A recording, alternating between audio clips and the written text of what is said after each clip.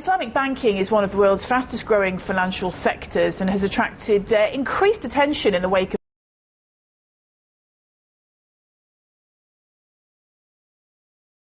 and is expected to maintain a growth rate of between 15% and 20% annually. Well, for more, we're joined by Paul Johns, Vice President at Complinet.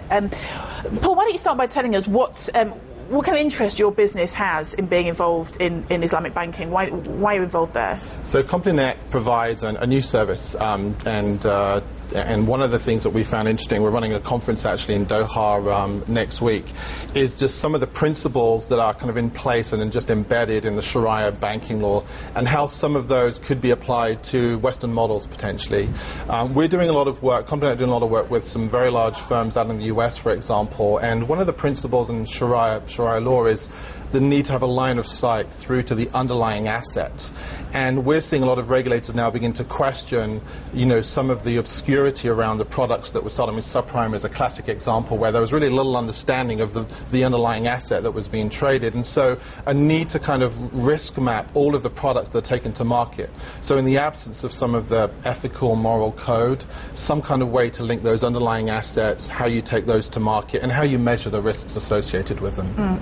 But there are risks with any system, aren't there? I mean, if Western investors are looking to this alternative model, where do the risks there lie?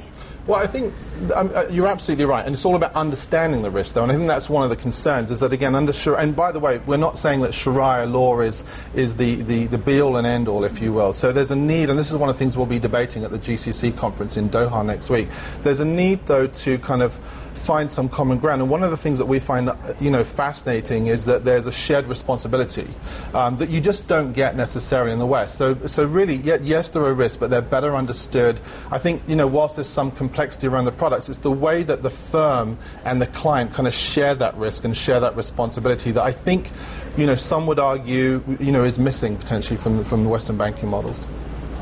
Line of sight is obviously a pretty good principle to live by, isn't it, when it comes to these sort of transactions? But how far do you think that the Sharia law can be anti-innovation in the financial system? And is innovation a good or a bad thing? Yeah, it's interesting you mention that, because when I first started looking into it, I thought, well, surely there will be issues around how complex could those offerings be, whether it's the bond market, the insurance market. But there are ways to apply the principles of Sharia actually to some fairly complex offerings.